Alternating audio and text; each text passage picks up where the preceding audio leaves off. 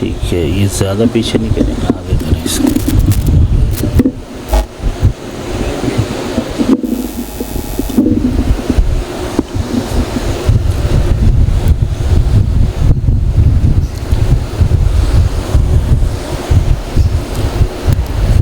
فاتحہ۔ بسم اللہ الرحمن الرحیم، الحمد للہ رب العالمین الرحمن الرحیم مالک یوم الدین، ایاک نعبد و ایاک نستعین، اہدنا الصراط المستقیم صراط الذین انعمت علیہم غیر المغضوب علیہم ولا الضالین، اللہم صلی علی محمد وآل محمد۔ بار الہ پرسراری کو قبول فرما، مومنین کا مسلسل فرش ادا پرانا قبول فرما۔ میرے اللہ، ان مجالس کے جو بانیان ہیں اور ان مجلسوں میں جو جس بھی طریقے سے اپنا حصہ شامل کر رہا ہے، مالی تعاون کر کے یا کوئی اور فزیکلی ڈیوٹی کر کے، میرے مالک سب کی خدمات کو قبول فرما، سب کو جزائے جزیل اور اجر کثیر عطا فرما۔ جتنے ہاتھ میرے اللہ تیری بارگاہ میں بلند ہیں، سب کی جائز حاجتیں پوری فرما، پریشانیاں دور فرما، مشکلیں آسان فرما، بیماروں کو صحت عطا فرما، بے اولادوں کو اولاد عطا فرما، مقروضوں کے قرض عطا فرما، پریشانوں کی پریشانیاں دور فرما، جو مشکلوں میں ان کی مشکلیں آسان فرما، جلد از جلد اپنی آخری حجت کا ظہور فرما، ان کے ظہور کے وقت ہمیں ان کے اعوان و انصار میں شامل فرما۔ ان تمام دعاؤں کی قبولیت کے لیے بآواز بلند صلوات۔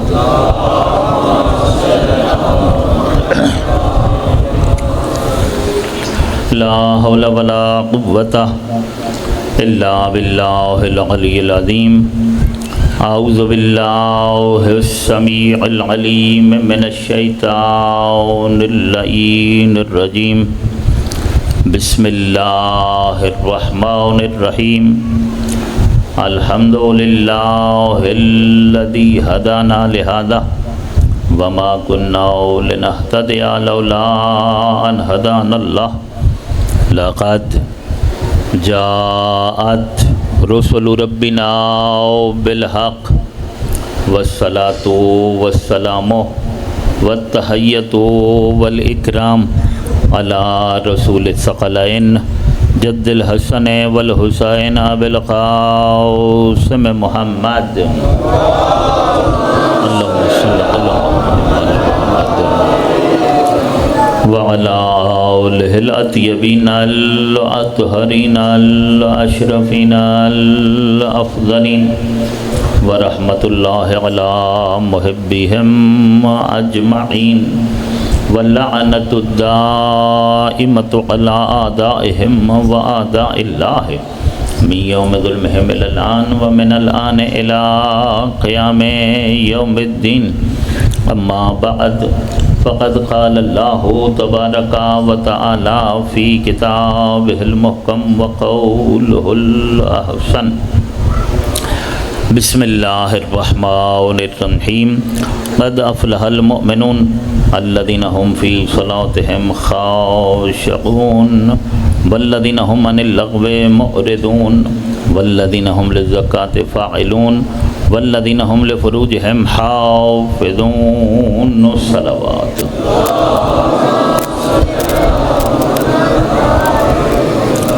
عزیزان گرامی قدر، سلسلہ سخن آج اپنے 8ویں مرحلے میں داخل ہو رہا ہے۔ قرآن و حدیث کی روشنی میں ہم نے جو کچھ سمجھا وہ یہ ہے کہ انسان دنیا اور آخرت میں کامیاب ہوتا ہے ایمان اور عمل صالح کے ساتھ۔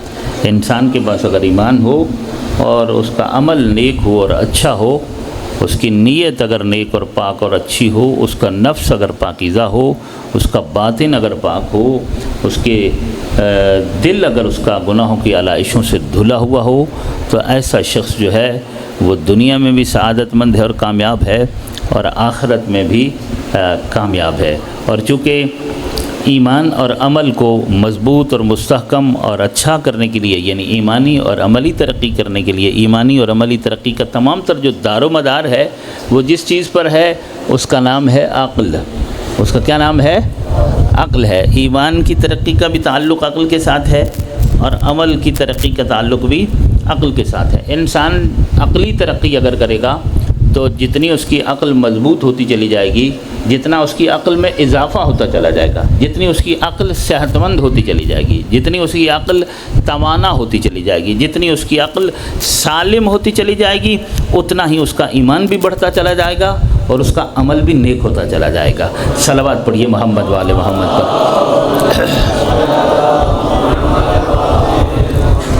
اب یہ دونوں چیزیں ہمیں کہاں سے ملیں گی؟ یہ ہم نے اپنے ایمان کو بھی مستحکم کرنا ہے اور مکمل کرنا ہے، اور اپنے عمل کو بھی اچھا بنانا ہے۔ تو اس کے لیے ہم نے کیا کرنا ہے؟ اس کے لیے اپنی عقل کو مضبوط کرنا ہے۔ تو کچھ کام ایسے ہیں کہ جن کا تعلق عقل کے ساتھ ہوتا ہے۔ کس کے ساتھ ہوتا ہے؟ عقل کے ساتھ ہوتا ہے۔ خاص طور پر عقائد کا تعلق عقل کے ساتھ ہے، ٹھیک ہے؟ اور پھر بالاخص آل محمد کی ولا و مودت کا تعلق عقل کے ساتھ ہے۔ یہ بات ہے ذرا سننے اور سمجھنے والی، یعنی اہل بیت کا جو عشق ہے اور اہل بیت کی جو عقیدت ہے اور آل محمد کی جو مودت ہے، یہ جذباتی مسئلہ نہیں ہے، یہ عقلی مسئلہ ہے، ٹھیک ہے؟ یعنی لوگ سمجھتے ہیں کہ ہم دیوانے ہیں، ہم محمد و آل محمد علیہ السلام کے لیے جذبات رکھتے ہیں، اور ہماری ان کے ساتھ جو وابستگی ہے وہ ایک جذباتی وابستگی ہے، حالانکہ ہماری محمد و آل محمد علیہ السلام کے ساتھ جو وابستگی ہے وہ ایک عقلی وابستگی ہے، ٹھیک ہے نا؟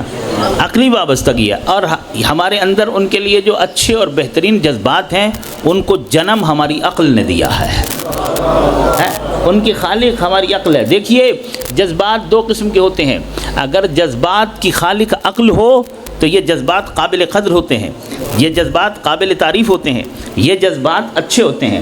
لیکن اگر جذبات کو پیدا کرنے والی باطنی قوت عقل نہ ہو، بلکہ مادیات کی وجہ سے یہ جذبات پیدا ہو رہے ہوں، انسان کے اندر کی چھپی ہوئی شہوات اور خواہشات حیوانی اور نفسانیہ کے نتیجے میں جو جذبات پیدا ہوتے ہیں، وہ جذبات قابل قدر اور قابل تعریف نہیں ہوتے، وہ جذبات قابل مذمت ہوتے ہیں۔ ان جذبات کے اندر وہ جذبات عقلانی نہیں ہوتے، وہ جذبات حیوانی ہوتے ہیں، اور قابل قدر اور قابل تعریف عقلانی جذبات ہوتے ہیں، حیوانی جذبات نہیں۔ انسان اپنے اندر دونوں طرح کے جذبات رکھتا ہے، عقلانی بھی رکھتا ہے اور حیوانی بھی رکھتا ہے، کیونکہ انسان اپنے اندر دونوں چیزیں رکھ رہا ہے نا۔ انسان کے اندر عقل بھی ہے اور حیوانی خواہشات بھی پائی جاتی ہیں۔ عقل تقاضا کرتی ہے کہ انسان فرشتوں والے کام کرے، یعنی نیک کام کرے۔ عقل کہتی ہے عبادت کرو، سجدے کرو، قیام کرو، رکوع کرو، تسبیح پڑھو، تلاوت کرو، طواف کرو، ٹھیک ہے نا؟ یہ عقل کہتی ہے۔ اور اسی طریقے سے جو خواہشات ہیں ان کے اپنے تقاضے ہیں، وہ کہتے ہیں حرام حلال کی پرواہ نہ کرو، ٹھیک ہے نا؟ جو انسان کے اندر کی خواہشات ہیں، تو یعنی انسان کے اندر ایک حیوان بھی ہے اور انسان کے اندر ایک فرشتہ بھی ہے۔ یہ دونوں چیزیں کس نے رکھی ہیں؟ اب یہ انسان پر ہے کہ انسان کس طرف اپنا رخ کرتا ہے، اپنی توجہ ہم کس طرف کر رہے ہیں۔ اگر ہم اپنے اندر کے فرشتے کو پروان چڑھائیں گے، پالیں گے، صحت مند بنائیں گے، تندرست بنائیں گے، تو اندرونی جنگ فرشتہ جیتے گا۔ اور اگر فرشتے پر کوئی توجہ ہی نہیں ہوگی، ساری توجہ حیوان پر ہوگی، تو حیوان پلے گا اور وہ طاقتور ہو جائے گا، تو خواہشات عقل پر غالب آ جائیں گی۔ ایسا انسان دیکھنے میں تو انسان نظر آئے گا مگر وہ اندر سے حیوان ہوگا، ٹھیک ہے؟ جب کوئی انسان اندر سے حیوان ہو جاتا ہے تو حیوان کے لیے نہ ایمان ہے، نہ عمل ہے، نہ عبادت ہے۔ ایمان کا اور عمل کا اور عبادت کا تعلق انسان کے ساتھ ہے، اور انسان اس وقت انسان ہوتا ہے جب اس کی عقل صحت مند ہوتی ہے، جب اس کی عقل تندرست و توانا ہوتی ہے۔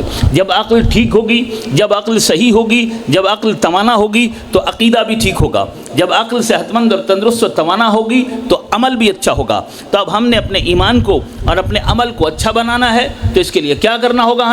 ہمیں اپنی عقل پر توجہ دینا ہوگی۔ اور عقلی ترقی ہم کیسے کریں؟ شاید میں نے عرض کیا، عقل کی غذا علم ہے۔ کیا ہے عقل کی غذا؟ علم ہے۔ جتنا ہمارا علم بڑھے گا اتنا ہماری عقل میں اضافہ ہوتا چلا جائے گا۔ عقل کے پودے کو علم کا پانی دینا ہے۔ عقل کا جو پودا ہے اس کی جو کھاد و خوراک ہے وہ کیا ہے؟ علم ہے۔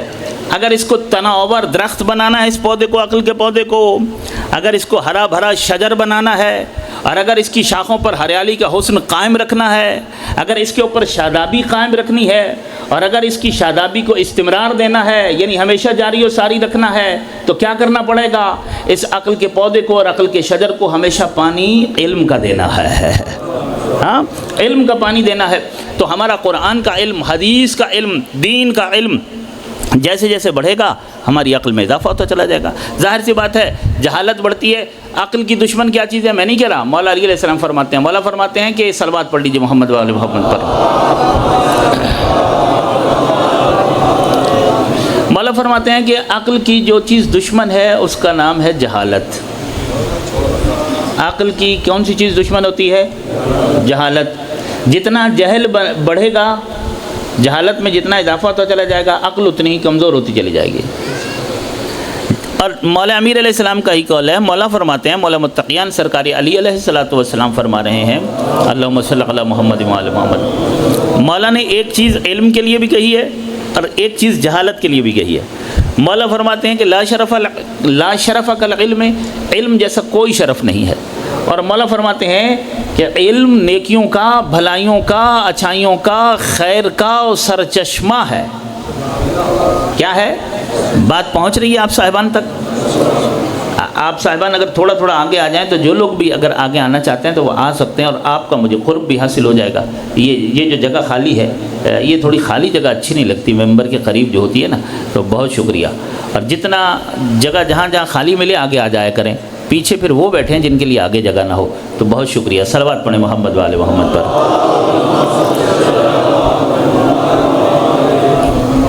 آپ کے آگے بیٹھنے سے ایک تو آپ کے ثواب میں اضافہ ہو جاتا ہے، دوسرا مجلس کی رونق میں اضافہ ہو جاتا ہے، تو دونوں کام ہو جاتے ہیں. اچھا تیسرا بھی ایک کام ہوتا ہے کہ جب آپ چاروں طرف سے خطیب کو گھیر لیتے ہیں تو اب اس کے پاس بھی فرار کا کوئی راستہ نہیں ہوتا. ٹھیک ہے نا، وہ بھی پھر آپ کو مطمئن کر کے ہی جائے گا، ایسے تو جا نہیں سکتا کیونکہ کدھر سے جائے، راستہ ہی نہیں ملے گا. ادھر بھی آپ، ادھر بھی آپ، ادھر بھی آپ، تو وہ کہاں سے نکلے گا؟ صلوات پڑھیں محمد والے محمد پر. تو وہ ہوتا ہے جو فرار ہونے ماننے والا ہو. بالکل بالکل. سلامت رہے مولا، آپ کو آباد رکھے. تو اصل میں ہر میدان میں ہر طرح کے لوگ وارد ہو گئے ہیں.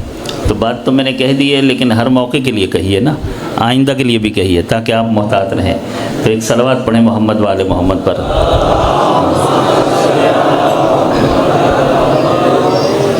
مولا فرماتے ہیں لا شرف کالعلم، علم جیسا کوئی شرف نہیں ہے، علم جیسی کوئی عزت نہیں ہے. یہ چھٹے امام کا بھی فرمان ہے.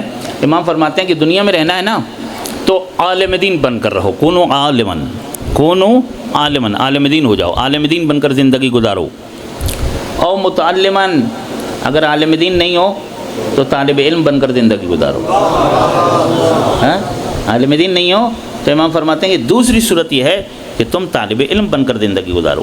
اور اگر تمہارے لیے یہ دونوں صورتیں ممکن نہیں ہیں کہ نہ تم عالم دین ہو اور نہ ہی تم طالب علم بن سکتے ہو، تو کم از کم عالم دین اور طالب علم کے خیر خواہ بن کر زندگی گزارو. تیسری صورت یہ ہے کہ عالم دین کے اور دینی طالب علم کے صحابی بن جاؤ، ہم نشین بن جاؤ، ان کے ہمدرد بن جاؤ، ان کے خیر خواہ بن جاؤ، ان سے کچھ لینے اور سیکھنے والے بن جاؤ. تیسری صورت یہ ہے. امام فرماتے ہیں اگر ان تینوں سے تم باہر ہو، نہ عالم دین ہو، نہ طالب علم ہو، نہ ان کے صحابی اور خیر خواہ ہو، تو پھر چوتھی صورت ہلاکت ہے. چوتھی صورت کیا ہے؟ انسان عالم دین بھی نہیں ہے، طالب علم بھی نہیں ہے، اور ان دونوں کا ہمدرد بھی نہیں ہے. تو وہ کیا ہے چوتھی صورت؟ ہلاکت ہی ہلاکت ہے. ٹھیک ہے نا.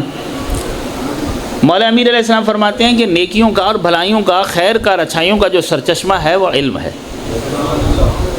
علم ان عوامل میں سے ایک اہم ترین عامل ہے کہ جو انسان کو نیکی کی طرف متوجہ کرتا ہے، جو انسان کو بھلائی، اچھائی اور خیر کا راستہ دکھاتا بھی ہے اور اس پر چلاتا بھی ہے. جہالت عقل کی دشمن ہے.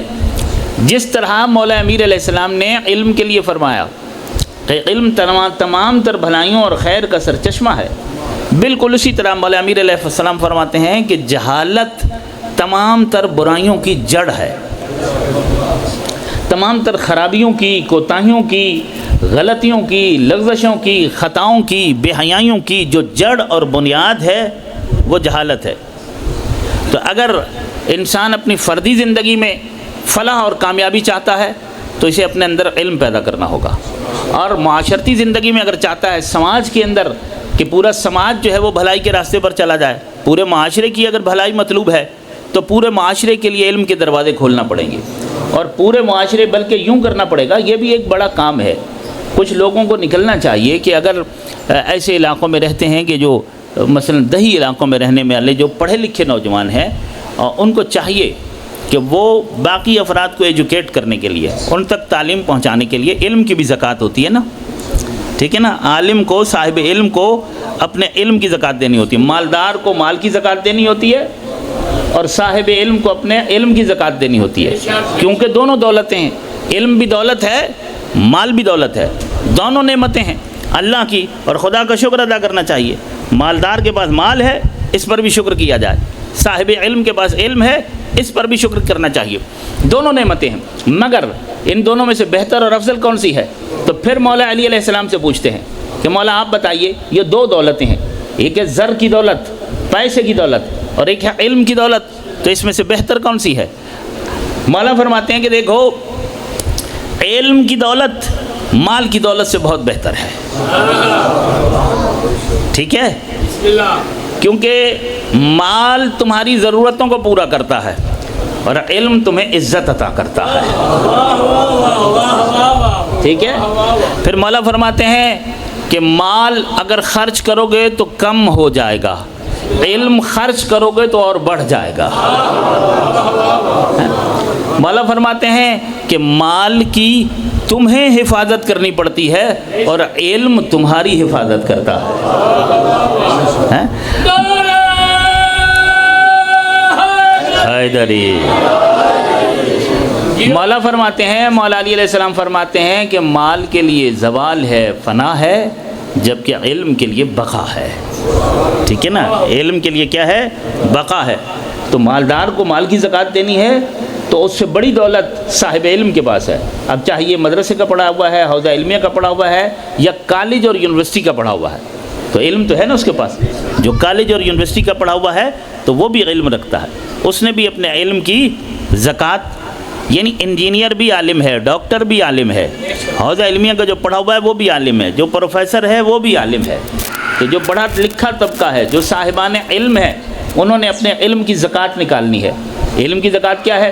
مالدار مال میں سے زکوٰۃ نکالے گا ناداروں کے لیے، یعنی جن کے پاس مال نہیں ہے ان کی مدد کرے گا، اور جس کے پاس علم ہے وہ اپنا علم ان تک پہنچائے گا کہ جو وہ علم نہیں رکھتے ہیں، ان تک پہنچائے گا۔ یہ ذمہ داری بنتی ہے، یہ فریضہ۔ اسی طرح معاشرے ترقی کرتے ہیں، معاشروں کے اندر فلاح، کامیابی، امن، سکون، بھلائی، خیر، سکھ، چین کب آئے گا؟ یہ طریقہ، ہم اپنے فریضے ادا کریں گے نا، اپنی ذمہ داریاں ادا کریں گے، ہم اپنے جگہ پر کھڑے ہیں تو ہم دیکھیں کہ خداوند عالم نے مجھے کیا صلاحیت عطا کی ہے۔ اگر مجھے اللہ نے عقل زیادہ دی ہے تو میں عقل کی زکوٰۃ نکالوں، علم زیادہ دیا ہے تو میں علم کی زکوٰۃ نکالوں، مجھے مال زیادہ دیا ہے تو میں مال سے دوسروں کا خیر خواہ اور ہمدرد ہو جاؤں۔ یہی تقاضا ہے۔ اللہ آپ کو جب کوئی نعمت دیتا ہے نا تو اس نعمت کا امتحان آپ کا یہی ہے کہ اس نعمت کو اپنے تک رکھتے ہو یا دوسروں کو بھی اس میں شامل کرتے ہو۔ اور عقل مند ہمیشہ اس نعمت سے خود استفادہ نہیں کرتا بلکہ اپنی نعمت میں دوسروں کا حصہ رکھتا ہے، انہیں شامل کرتا ہے، اور یہی طریقہ ہوتا ہے نعمتوں میں برکت پیدا کرنے کا، نعمتوں میں دوام پیدا کرنے کا۔ جنہیں بانٹنے کی عادت ہو جاتی ہے نا، پھر ان کے پاس کبھی کمی نہیں ہوا کرتی ہے، چاہے وہ مال ہو چاہے وہ علم ہو۔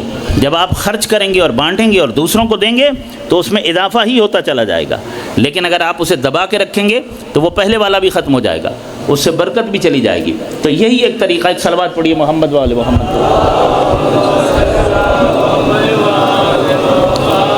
اب دنیا بہت آگے نکل گئی ہے، ہمیں بھی چاہیے کہ ہم اپنے حالات کا جائزہ لیں اور اپنے اندر تبدیلی پیدا کریں، اور ہم جو پرانی فرسودہ جاہلانہ روایات ہیں ان سے باہر آ جائیں۔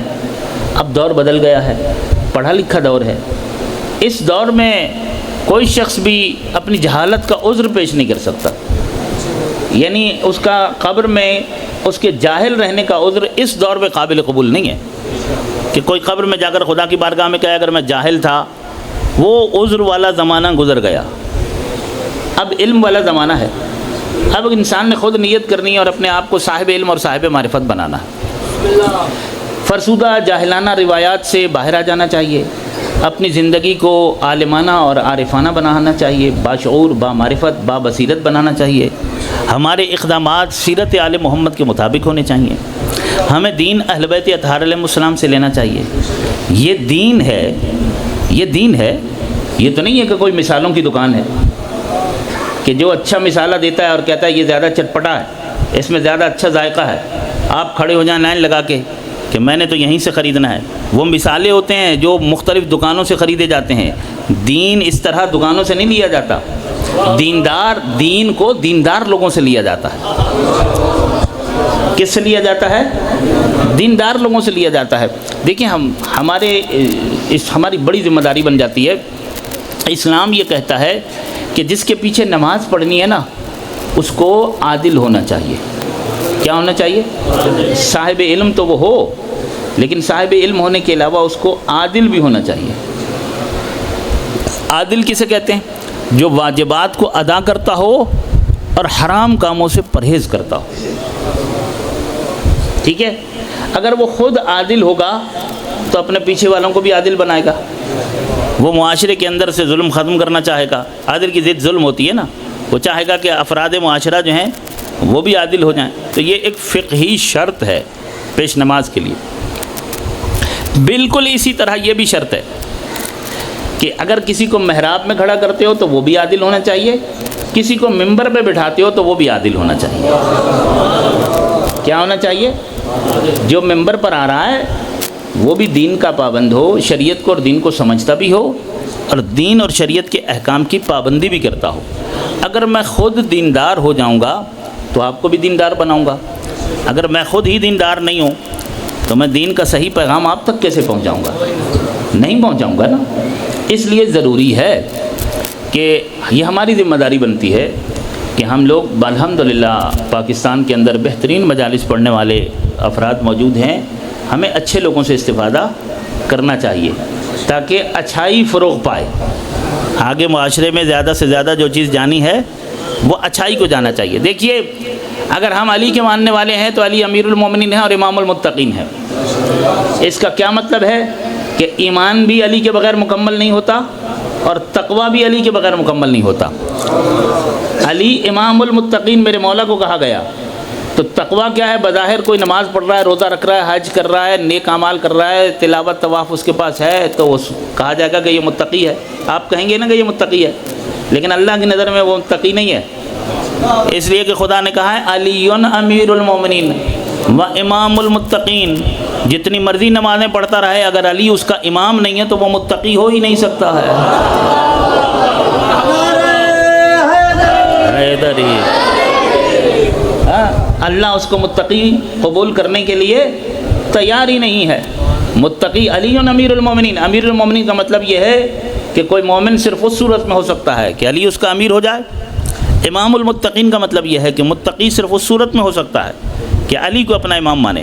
علی کو امام نہ مانے، باقی نمازیں پڑھے، حج کرے، عمرے کرے، تلاوت کرے، جو مرضی کرے، تو وہ متقی نہیں ہو سکتا۔ اب علی امیر المومنین و امام المتقین کا مطلب کیا؟ میں نے آپ کو بتایا کہ انسان فلاح پاتا ہے، کامیاب ہوتا ہے دو چیزوں سے، ایک ایمان سے، دوسرا عمل سے۔ امیر المومنین، مولا کو کہا گیا امیر المومنین، ایمان کا مرکز علی ہے۔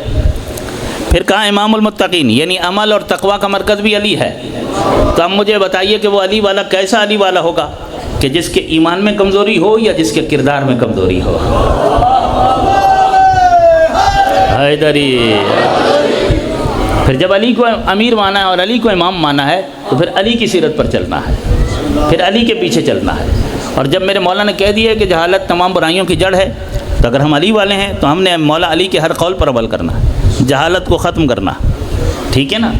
علم کے نور سے اپنے آپ کو منور کرنا ہے، اپنی اولادوں کو بھی علم کے زیور سے آراستہ و پیراستہ کرنا ہے۔ اسی راستے سے ہمیں کامیابیاں مل سکتی ہیں، اسی راستے سے ہمیں فلاح مل سکتی ہے۔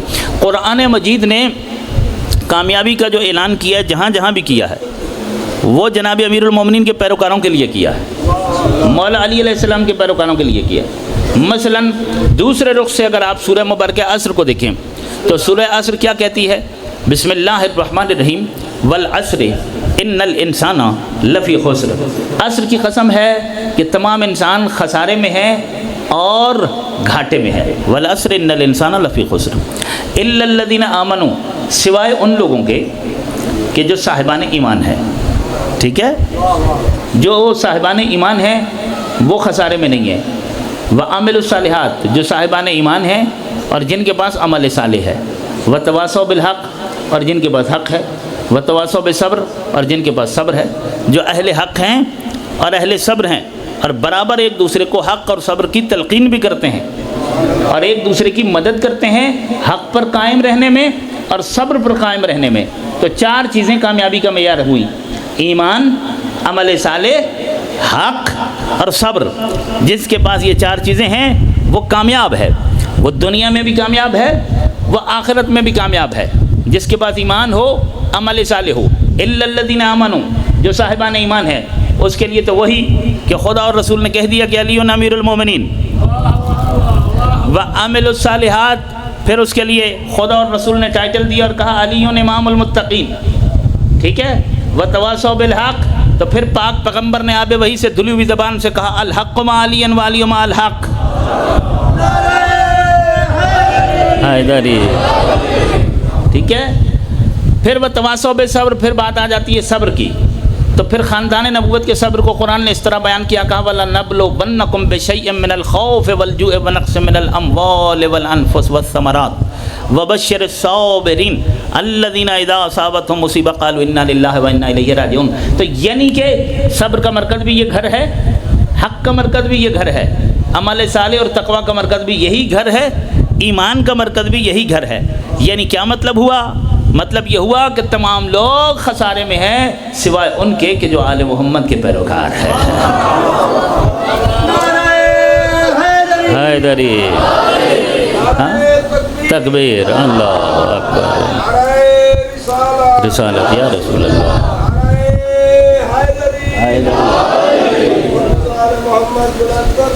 صلوات۔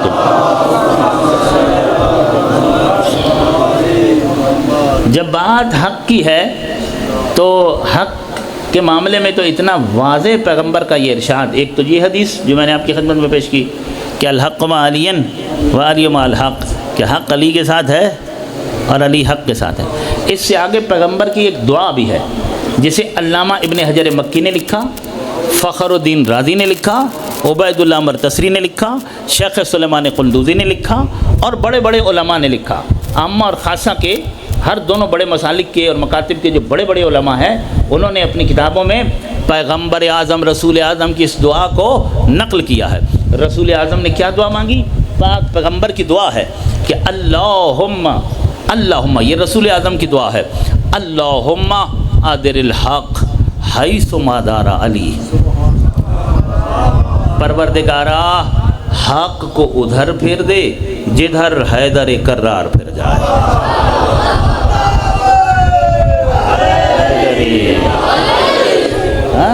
حق کو ادھر پھیر دے کہ جدھر حیدر کرار پھر جائے، جدھر علی ابن ابی طالب پھر جائے ادھر حق کو پھر۔ یہ نہیں کہا کہ علی کو ادھر پھیر دے کہ جدھر حق پھر جائے، یہ کہا کہ حق کو ادھر پھیر دے کہ جدھر علی پھر جائے۔ یہ دعا کیا کہہ رہی ہے کہ پیغمبر نے علی کو متبوع اور حق کو تابع بنایا ہے اور حق پر واجب قرار دیا ہے کہ وہ علی کی اتباع کرے، علی کو تلاش کرے، علی کو ڈھونڈے۔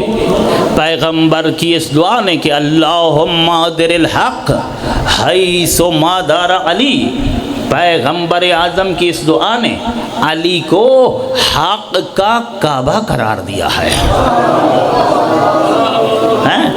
حق کا کعبہ قرار دیا ہے اور حق پر یہ لازم و واجب قرار دیا ہے کہ وہ ہمیشہ علی کا طواف کرتا رہے۔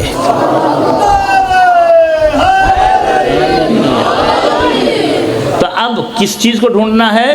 جس کو حق چاہیے وہ علی کو ڈھونڈے۔ اب جہاں جہاں علی ہوگا وہاں وہاں حق ہوگا۔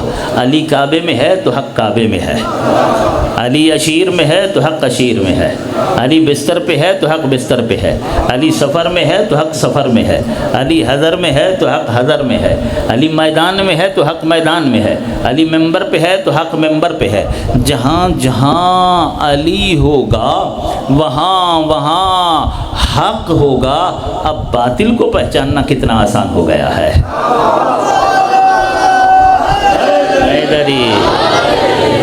ہاں، باطل کو پہچاننا کتنا آسان ہو گیا، اس لیے کہ ضد سے ضد پہچانی جاتی ہے۔ جب علی عین حق ہے، جب علی کعبہ حق ہے، تو حق کی جو ضد ہوتی ہے اسی کو تو باطل کہا جاتا ہے۔ جو حق کی ضد ہو اسی کو باطل کہا جاتا ہے۔ تو بس اتنا دیکھو کہ کہاں کہاں کون کون علی کے مقابلے پر ہے۔ اب جہاں جہاں جو علی کے مقابلے پر نظر آئے اسی کو باطل کہا جائے گا۔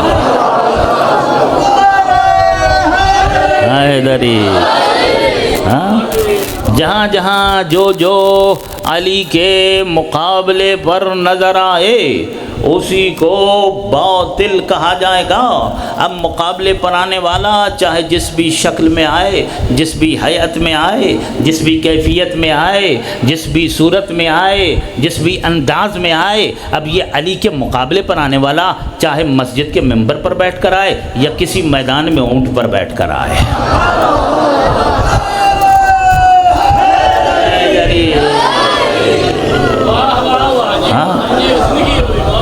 اس لیے کہ علی حق ہے اور عین حق ہے اور کعبہ حق ہے۔ دیکھو علی والو، پروردگار علی والوں پر کتنا مہربان ہے، میرا خالق کتنا مہربان ہے۔ سورہ مبارکہ عصر میں، سورہ نحل میں اور نہ جانے کتنی آیتوں میں پروردگار عالم نے کہا ہے کہ دیکھو فلاح اور کامیابی ہے علی والوں کے لیے، علی کے پیروکاروں کے لیے، علی کے محبوں کے لیے۔ پیغمبر کی ایک حدیث ہے کہ جس کے دل میں علی اتر جائے وہ جنت کے باہر نہیں رہ سکتا۔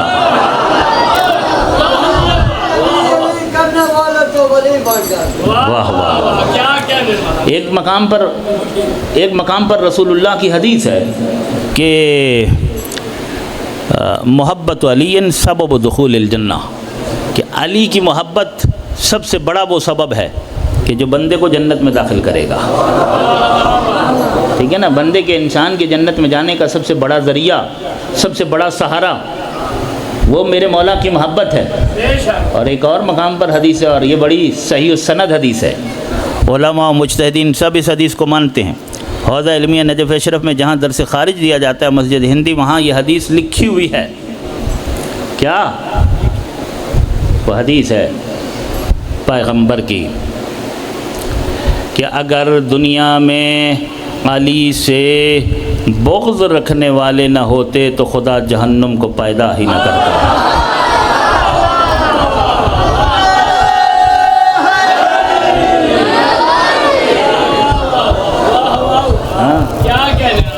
اگر علی سے عداوت رکھنے والے، اگر علی سے کینہ رکھنے والے، اگر علی سے بغض رکھنے والے دنیا میں نہ ہوتے، خدا جہنم کو خلق ہی نہ کرتا۔ جہنم پیدا ہی عدو علی کے لیے ہوئی ہے، جہنم خلق ہی دشمن علی کے لیے ہوئی ہے۔ اے علی والے، پیغام یاد رکھ کہ علی والا ایمان سے بھی بننا ہے اور عمل سے بھی بننا ہے۔ کردار ایسا نہ ہو کہ آخرت میں دوزخ میں چلا جائے۔ دیکھو دوزخ علی کے دشمنوں کا ٹھکانہ ہے، ہاں علی کے دشمنوں کو ٹھکانہ ہے، علی کے محب کا نہیں ہے۔ بڑی شرمندگی ہوگی اس دن روز قیامت اگر ہم اپنی بدعمالیوں کی وجہ سے اور اپنے گناہوں کی وجہ سے جہنم میں چلے جائیں۔ اس لیے کہ علی والے کے کردار اچھے ہوتے ہیں، علی والے کے اعمال اچھے ہوتے ہیں، علی والے کا اخلاق اچھا ہوتا ہے۔ علی والا صرف علی کے زبانی نعرے نہیں لگاتا بلکہ علی کی سیرت پر بھی عمل کرتا ہے۔ صلوات بھیجیے محمد وآل محمد پر۔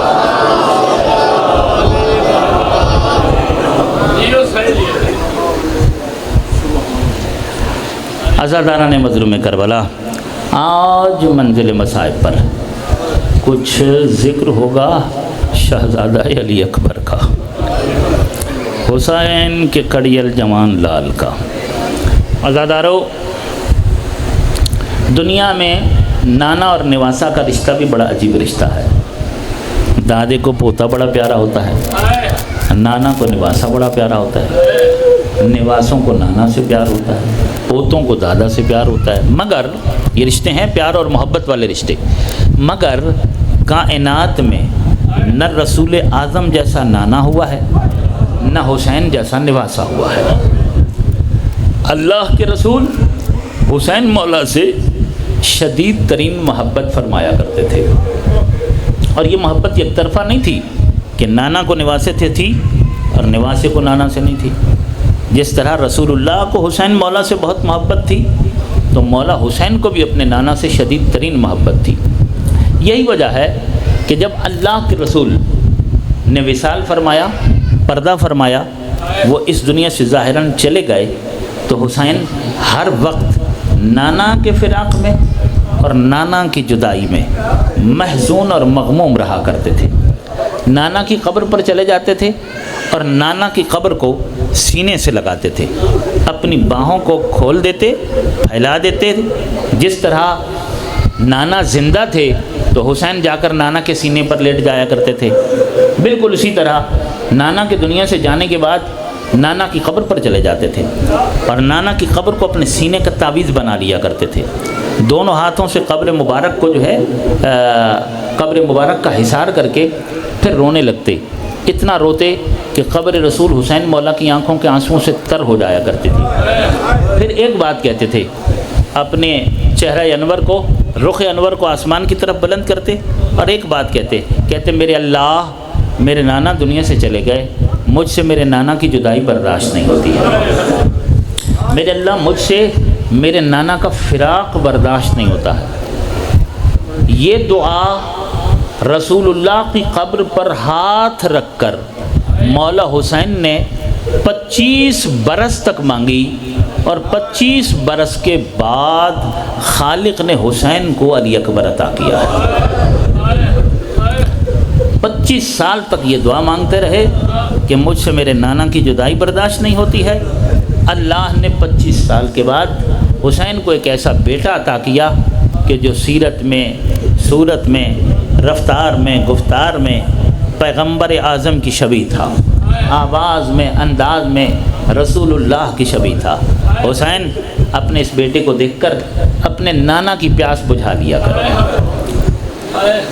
شہزادہ علی اکبر کے متعلق راوی کہتا ہے کہ رسول اللہ سے اتنی زیادہ شباہت تھی شہزادے کی کہ جب یہ مدینے کی گلیوں میں چلتے تھے نا، جب یہ بڑے ہو گئے، چلنے لگے، تو شہزادہ علی اکبر جب مدینے کی گلیوں میں چلتے تھے تو چلتے ہوئے دیکھ کر لوگ ایک دوسرے کو کہتے ادھر آؤ ادھر آؤ، جس نے رسول اللہ کا چلنا دیکھنا ہو ذرا وہ علی اکبر کو چلتے ہوئے دیکھے۔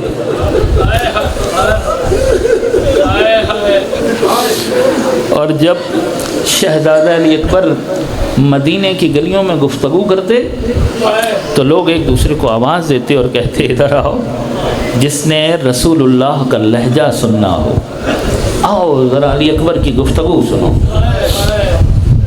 علی اکبر کی ہوئی ولادت عرب کے ماحول کے مطابق، کیونکہ مدینے والوں کو معلوم تھا کہ حسین مولا نانا کی قبر پر جاتے ہیں اور نانا کی روضے پر جا کر یہ دعا مانگتے ہیں، اس لیے مدینے والوں کو اس شہزادے کی آمد کا انتظار تھا کہ ایک وقت آئے گا کہ جب حسین کے گھر میں ایک ایسا بیٹا پیدا ہوگا کہ جو حسین کے نانا کی تصویر اور شبیہ ہوگا۔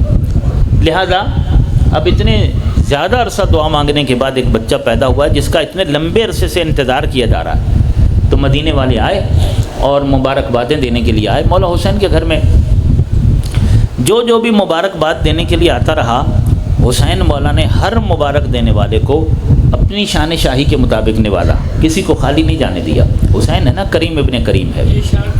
ایک مرتبہ حسین کے حصے کی بہن شریکت الحسین بطول زادی زینب عالیہ نے اپنے قدم صحن خانہ حسین میں رکھے، بہن بھائی کو مبارکباد دینے آئی ہے اور کہا کہ بھائی حسین بہت مبارک ہو، اللہ نے آپ کو علی اکبر جیسا بیٹا عطا کیا ہے۔ جیسے ہی بہن نے بھائی کو مبارک دی، حسین بولے کہ بہن زینب، میں نے تو غیروں کو بھی بہت نوازا ہے، آپ تو ویسے بھی بہن ہو، اور بہنوں کے ویسے بھی بڑے حق ہوتے ہیں بھائیوں پر، اور پھر بہن بھی زینب جیسی ہو اور بھائی بھی حسین جیسا ہو۔ تو کہا بہن زینب، بہت لمبے عرصے کے بعد ہمارے گھر میں کوئی خوشی آئی ہے، بہت لمبے عرصے کے بعد۔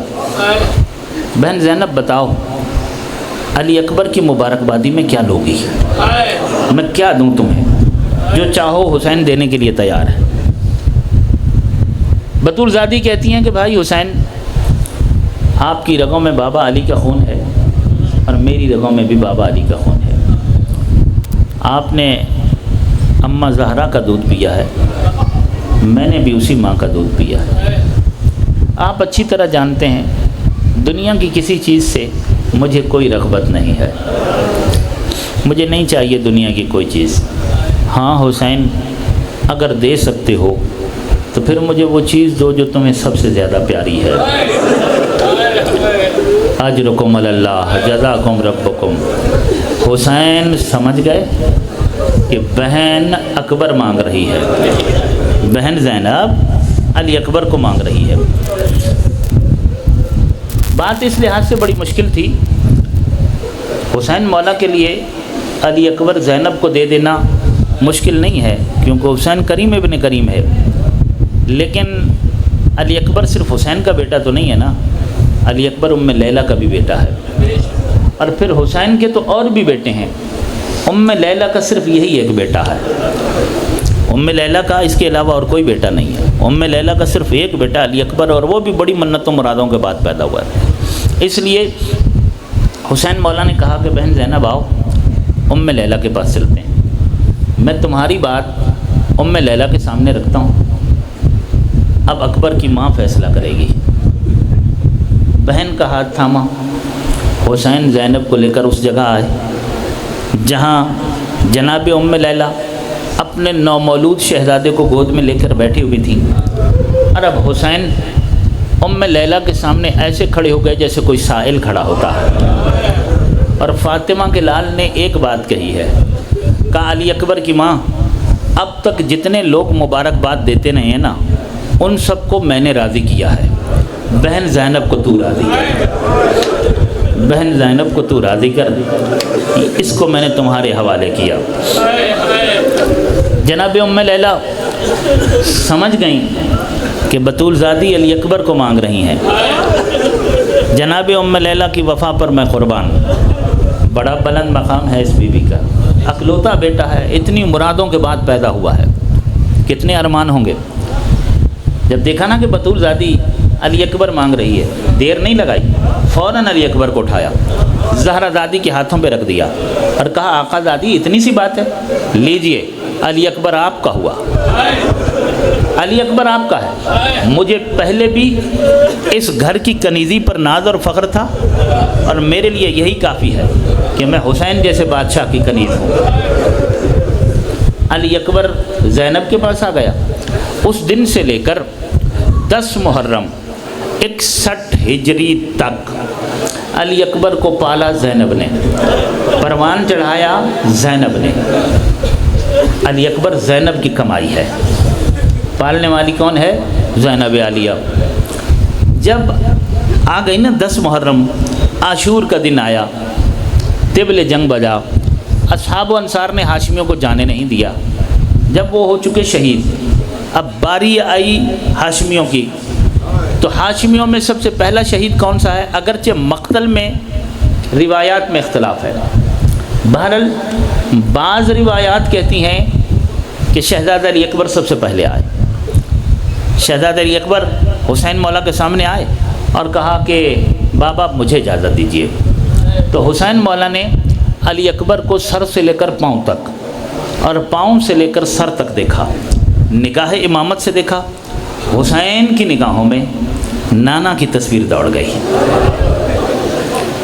جب کچھ دیر لگی نا اجازت دینے میں، تو شہزادہ علی اکبر کہتے ہیں کہ بابا کیا آپ اجازت نہیں دینا چاہتے؟ حسین کہتے ہیں علی اکبر میں تجھے کیسے بتاؤں کہ میں نے کس طرح 25 برس تک نانا کی قبر پر ہاتھ رکھ کے دعائیں مانگی تھیں، اس کے بعد تم پیدا ہوئے تھے۔ علی اکبر 57 برس کے بوڑھے باپ سے 18 سال کا جوان بیٹا موت کی اجازت مانگے، چونکہ تم بوڑھے باپ ہوئے نہیں ہو، تمہارے سامنے ابھی تک جوان بیٹا آیا نہیں ہے، اس لیے تم اندازہ نہیں کر سکتے ہو کہ یہ باپ کے لیے کتنی بڑی مشکل ہے، لیکن جب اللہ کے دین پر میں نے سب کچھ قربان کرنا ہے تو علی اکبر میں تمہیں روک نہیں سکتا، علی اکبر تم جا سکتے ہو میدان میں، جاؤ دین خدا پر قربان ہو جاؤ۔ شہزادہ علی اکبر جانے لگے نا، جیسے ہی گھوڑے پر سوار ہوئے، کہا علی اکبر کہاں جا رہے ہو؟ کہا بابا ابھی آپ نے اجازت دی، میدان میں جا رہا ہوں۔ کہا نہیں، پہلے واپس خیموں میں جاؤ، پہلے جاؤ واپس خیموں میں، اور اپنی ماں سے بھی اجازت لو۔ میں نے تو اجازت دے دی ہے، ماں سے بھی اجازت لو۔ ماں اجازت دے دے تو میدان میں چلے جاؤ، ماں اجازت نہ دے تو پھر نہ جانا۔ شہزادے علی اکبر چلے ماں سے اجازت لینے کے لیے۔ جیسے رخ کیا نا خیموں کا تو کہا اکبر یاد ہے نا تمہیں، تمہاری ایک ماں نہیں ہے، تمہاری دو مائیں ہیں، ایک ہے پیدا کرنے والی، ایک ہے پالنے والی۔ تم نے دونوں ماؤں سے اجازت لینی ہے، تم نے ام لیلہ سے بھی اجازت لینی ہے کیونکہ وہ تمہاری حقیقی ماں ہے، اس نے تمہیں پیدا کیا ہے، اور تم نے بدول زادی سے بھی اجازت لینی ہے کیونکہ انہوں نے تمہیں پالا ہے اور وہ بھی تمہاری ماں ہے۔ شہزادے علی اکبر سب سے پہلے اپنی حقیقی ماں جناب ام لیلہ کے خیمے میں آئے۔ جناب ام لیلہ کے خیمے میں آ کر کہتے ہیں کہ مادر گرامی اجازت لینے کے لیے آیا ہوں، میدان میں جانا چاہتا ہوں، اب یہ وقت آ گیا ہے کہ میں سرخ شہادت سے سرفراز ہو جاؤں۔ جناب ام لیلہ کہتی ہیں کہ علی اکبر اجازت تو تمہیں بطول زادی دے دیں گی، ان سے جا کر اجازت لو، ہاں اگر وہ اجازت دے دیں تو پھر میری طرف سے بھی اجازت ہے، میں اس گھر کی کنیز ہوں، وہ آقا زادی ہیں، جاؤ آقا زادی سے جا کر اجازت لو۔ ماں کی طرف سے اجازت ہے کہ اگر بطول زادی اجازت دیتی ہیں تو میری طرف سے اجازت ہے۔ شہزادے علی اکبر جناب ام لیلہ کے خیمے سے اٹھے اور آئے پھوپھی کے خیمے میں۔ جب جناب زینب عالیہ کے خیمے پہ پہنچے تو علی اکبر کو معلوم تھا کہ پھوپھی مجھے کتنا ٹوٹ کے چاہتی ہیں، اور انہیں یہ معلوم تھا کہ آسان نہیں ہے زہرا زادی کے لیے مجھے موت کی اجازت دینا، بڑا مشکل ہے۔ علی اکبر بھی تدبیریں سوچتے ہوئے آ رہے تھے کہ ماں سے اجازت لینا آسان تھا مگر پھوپھی سے اجازت لینا آسان نہیں ہے، پھوپھی آسانی سے نہیں مانیں گی۔ شہزادہ علی اکبر آئے، بہرحال زینب عالیہ اپنے خیمے کی خاک پر بیٹھی ہوئی ہیں، علی اکبر بھی سوالی بن کر پھوپھی کے سامنے بیٹھ گیا۔ کہا پھوپھی اماں، میں نے اپنی زندگی میں جو بھی مانگا ہے نا آپ نے مجھے کبھی محروم نہیں کیا، جب بھی میں نے جو بھی مانگا آپ نے مجھے دیا، آج ایک مرتبہ پھر علی اکبر مانگنے کے لیے آیا ہے۔ عزیزارو جیسے ہی کہا نا آج پھر علی اکبر کچھ مانگنے کے لیے آیا ہے، آئے تو اجازت مانگنے تھے، کہا آج پھر علی اکبر کچھ مانگنے کے لیے آیا ہے اور مجھے یقین ہے آپ منع نہیں کریں گی۔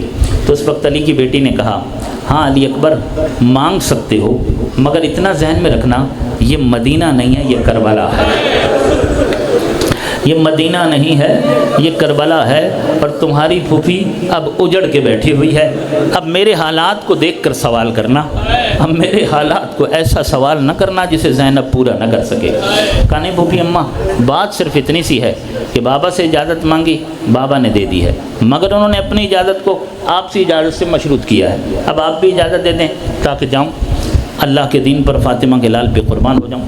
حضرت اتنا سننا تھا، جناب زینب عالیہ کی آنکھوں میں آنسو آ گئے، بی بی نے دھاڑے مار مار کے رونا شروع کیا۔ کہا علی اکبر یہ کیا باتیں کر رہے ہو؟ کہ علی اکبر میں نے 18 سال تمہیں اس دن کے لیے پالا تھا کہ تمہیں خاک اور خون میں غلطاں ہوتے ہوئے اپنی نگاہوں سے دیکھوں۔ نہیں علی اکبر زینب تمہیں اجازت نہیں دے سکتی ہے، نہیں علی اکبر تمہارا لاشا زینب نہیں دیکھ سکتی ہے۔ عزیزارو شہزادہ علی اکبر اصرار کرتے رہے، زینب عالیہ انکار کرتی نہیں۔ ایک مرتبہ شہزادہ علی اکبر نے عجیب جملہ کہا مجھے یہ بتائیے کہ میں کس کا بیٹا ہوں؟ کہا علی اکبر تم میرے بیٹے ہو۔ کہا تم میرے بیٹے ہو؟ کہا اچھا مجھے یہ بتائیے کہ غریب کربلا میرے بابا حسین یہ کس کے بیٹے ہیں؟ کہا یہ تمہاری دادی فاطمہ زہرا کے بیٹے ہیں۔ کہا اچھا مجھے یہ بتائیے کہ آپ افضل ہیں یا دادی فاطمہ زہرا افضل ہے؟ یہ بتا دیجئے۔ جناب زینب عالیہ کہتی ہیں کہ دیکھو تمہاری دادی فاطمہ زہرا سے تو میں افضل نہیں ہو سکتی ہوں نا۔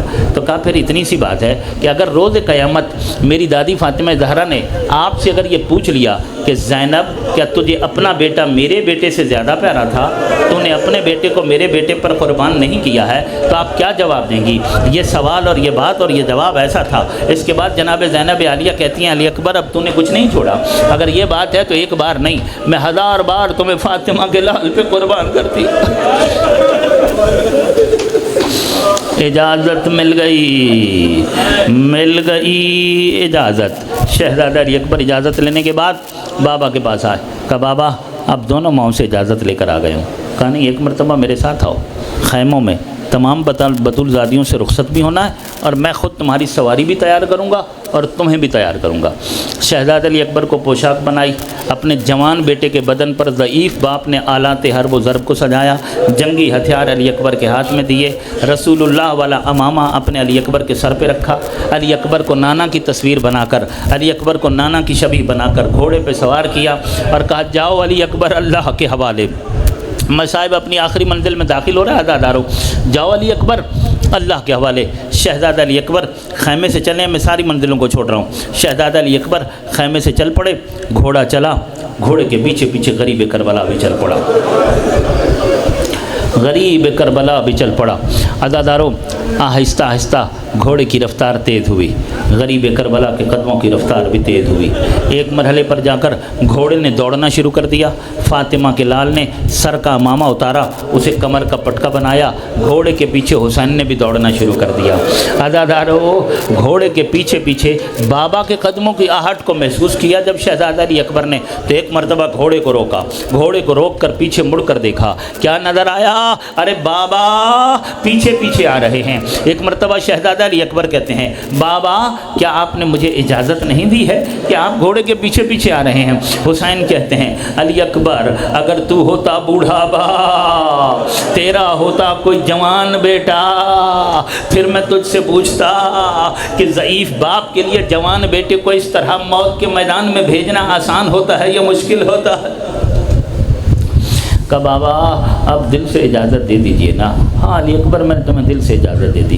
کہا اچھا بابا ایسا کیجئے اب آپ میرے پیچھے نہیں آئیے گا۔ کہا ٹھیک ہے علی اکبر میں تمہارے پیچھے نہیں آؤں گا۔ حسین مولا نے کہا ٹھیک ہے علی اکبر جاؤ اللہ کے حوالے، ماتھا چوما، پیشانی چومی، زلفیں چومی، کہا جاؤ علی اکبر اللہ کے حوالے اب میں تمہارے پیچھے نہیں آتا۔ علی اکبر میدان کی طرف گئے اور میدان ہی کے قریب ایک ریت کا ٹیلہ تھا، حسین اس ٹیلے پر بلند ہو کر کھڑے ہو گئے۔ علی اکبر نے جنگ لڑنا شروع کر دی، فاطمہ کے لال نے ریت کے ٹیلے پر کھڑے ہو کر اپنے شہزادے کی جنگ دیکھنا شروع کر دی۔ ریت کے ٹیلے پہ کھڑے ہو گئے حسین، خیمے کے دروازے میں کھڑی ہو گئی زینب، خیمے کے اندر کھڑی ہو گئی ام لیلہ۔ علی اکبر کی نگاہ افواج یزید پر ہے، حسین کی نگاہ علی اکبر پر ہے، زینب کی نگاہ حسین پر ہے، ام لیلہ کی نگاہیں زینب پر ہے۔ نگاہوں کا ایک تانتا بدا ہوا ہے۔ شہزادہ علی اکبر نے جنگ لڑنا شروع کی، جنگ لڑتے گئے، روایات مختلف ہیں، 120 ملائن سے زیادہ ہیں جنہیں شہزادہ علی اکبر نے واصل جہنم کیا ہے۔ اور اس کے بعد بدن زخمی تھا، ایک مرتبہ بابا کے پاس آئے اور کہا کہ بابا میں نے اتنے زیادہ ملائن کو واصل جہنم کر دیا ہے، اگر ایک گھونٹ پانی مجھے مل جائے نا تو ان میں سے ایک بھی نہیں بچے گا۔ حسین کہتے ہیں علی اکبر یہاں تو کہیں پانی نہیں ہے، پانی تو یہاں نہیں ہے، اچھا ایسا کرو اپنی زبان کو میرے منہ میں ڈال دو، اپنی زبان کو میرے منہ میں ڈال دو، کچھ سہارا تمہیں مل جائے گا۔ شہزادہ علی اکبر نے اپنی زبان اپنے بابا کے منہ میں ڈالی اور فوراً کھینچ لی، کہا بابا آپ کا حلق تو مجھ سے بھی زیادہ خشک ہے، آپ تو مجھ سے بھی زیادہ پیاسے ہیں۔ کہا علی اکبر جاؤ اللہ کے حوالے، ٹھیک ہے اب تمہیں تمہارے دادا ساقی کوثر جام کوثر سے سیراب کریں گے۔ علی اکبر دوبارہ آئے، جنگ لڑی، میں نے ساری جنگ کو چھوڑ دیا ہے۔ عزادارو ایک مرتبہ جب ہر طرف سے ضربیں چلنے لگیں تو ایک ظالم نے شہزادہ علی اکبر کے سینے کا نشانہ لیا، ایک برچھی آ کر شہزادہ علی اکبر کے سینے میں پیوست ہو گئی ہے، جس کے بعد علی اکبر زین پر سنبھل نہ سکے۔ علی اکبر زین سے زمین پر آیا، حسین ٹیلے سے زمین پر آئے، زینب خیمے کے دروازے میں گری ہے، ام لیلہ خیمے کے اندر گری ہیں، چونکہ نگاہوں کا ایک تانتا بندھا ہوا تھا۔ عزادارو علی اکبر نے زین سے زمین پر آتے ہوئے ایک مرتبہ آواز بلند کی اور کہا بابا آئیے اپنے علی اکبر کا لاشا لے جائیے۔ عزادارو کربلا کے شہیدوں میں سے واحد شہید ہے علی اکبر، جس کی لاش پر حسین تیز قدموں کے ساتھ چل کر نہیں گئے، کیسے گئے؟ ارباب مقاتل کہتے ہیں پیدار بار لاؤ شف سر زانو بزانو رسید، ارے بوڑھا باپ جوان بیٹے کی میت پر کوہنیوں اور زانوؤں کے بل چل کے گیا۔ چلتے چلتے عزادارو بر صغیر کے بزرگ عالم دین گزرے ہیں، علامہ حسین بخش جاڑا لاہور والے، انہوں نے اپنی کتاب میں لکھا ہے کہ جب شہزادہ علی اکبر کی لاش 9 قدم کے فاصلے پر بچ گئی نا تو حسین کی نگاہوں نے دیکھنے سے جواب دے دیا۔ حسین کی آنکھوں کے سامنے اندھیرا آ گیا، اب حسین کو کچھ نظر نہیں آتا۔ اب ضعیف باپ نے جوان بیٹے کی لاش پر جانا ہے، کیسے جائیں؟ ایک مرتبہ حسین نے آواز بلند کی اور کہا علی اکبر بیٹا ذرا مجھے آواز تو دو، اب میں آواز کے رخ پر آؤں گا، اس لیے کہ تمہارے بعد اب حسین کو کچھ نظر نہیں آ رہا ہے۔ عزادارو اٹھتے بیٹھتے گرتے پڑتے حسین پہنچے ہیں لاشا علی اکبر پر۔ کیا دیکھا؟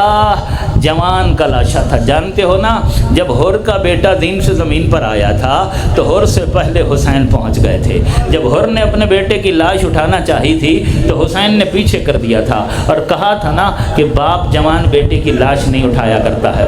مگر عزادارو علی اکبر کی لاش اٹھاتے وقت حسین اکیلے تھے، کوئی نہیں تھا جو یہ کہتا کہ حسین جوان بیٹے کی لاش بوڑھا باپ نہیں اٹھایا کرتا ہے۔ آخری جملہ عزادارو جو رونے کے لیے بیٹھے ہو ختم کر دیا میں نے مصائب۔ حسین والا نے چاہا کہ لاش علی اکبر کو اٹھاؤں اور خیمے تک لے جاؤں، دائیں جانب سے اٹھانا چاہا تو بائیں جانب سے نہ اٹھا پائے، بائیں جانب آ گئے تو دائیں جانب سے نہ اٹھا پائے۔ کافی کوشش کی، علی اکبر کا لاشا حسین تنہا نہیں اٹھا پاتے۔ خیمے کے دروازے سے بہن یہ سارا منظر دیکھ رہی تھی۔ ایک مرتبہ علی کی بیٹی نے پکار کے کہا بھائی جلدی نہ کرو، جوان کا لاشا ہے، آپ اکیلے نہیں اٹھا سکتے ہیں۔ زینب آ رہی ہے، دونوں بہن اور بھائی مل کر علی اکبر کا لاشا اٹھائیں گے۔ زینب کی آواز کا سننا تھا۔ حسین علی اکبر کے لاشے کو بھول کر خیمے کی طرف بڑھے اور کہا بہن زینب حسین کے جیتے جی خیمے سے باہر نہیں آنا ہے۔ زینب واپس چلی گئی ہے، زینب واپس چلی گئی ہے۔ صابروں کے سلطان نے جوان بیٹے کا لاشا اٹھانا ہے۔ آخری جملہ عزادارو اب کیسے لاشا اٹھائیں؟ علی اکبر کے دونوں ہاتھ تھے سینے پر۔ حسین نے کہا بیٹا علی اکبر یہ سینے سے ذرا ہاتھ ہٹاؤ۔ ایک ہاتھ ہٹایا، دوسرا ہاتھ ہٹانے کو کہا تو علی اکبر کہتے ہیں بابا نہیں، یہ دوسرا ہاتھ نہ ہٹوائیں، شاید آپ دیکھ نہ پائیں، شاید آپ صبر نہ کر پائیں۔ حسین کہتے ہیں نہیں، میں ابراہیم کربلا ہوں، میں صابروں کا سلطان ہوں، اپنا ہاتھ ہٹاؤ۔ شہزادہ علی اکبر نے ہاتھ ہٹایا۔ ارے کیا دیکھا؟ ایک برچھی کا پھل ٹوٹا ہوا ہے، شہزادے کے سینے میں پیوست ہو چکا ہے۔ عزادارو خون کا ایک فوارہ کلیجے سے باہر آ رہا ہے۔ حسین نے اپنا ہاتھ آگے بڑھایا، ایک ہاتھ علی اکبر کے کاندھے پر رکھا، ایک ہاتھ برچھی میں رکھا۔ آخری جملہ ہے عزادارو علی اکبر ہے اسماعیل کربلا، حسین ہے ابراہیم کربلا۔ ایک مرتبہ سوئے آسمان رخ کر کے فاطمہ کے لال نے کہا تو ہوگا دادا ابراہیم ایک مرتبہ ذرا کربلا کے میدان میں آ جائیے اور آ کر دیکھ لیجئے میرے اسماعیل کے ہاتھ اور پاؤں بندھے ہوئے نہیں ہیں، میری آنکھوں پر پٹی نہیں ہے۔ یہ کہہ کر ایک ہاتھ علی اکبر کے سینے پہ رکھا، ایک ہاتھ برچھی میں رکھا۔ بوڑھے باپ نے جوان بیٹے کے سینے سے برچھی کھینچی اور کہا انا للہ و انا الیہ راجعون۔ عزادارو علی اکبر کے سینے سے صرف برچھی باہر نہیں آئی تھی بلکہ ام لیلا کا کلیجہ۔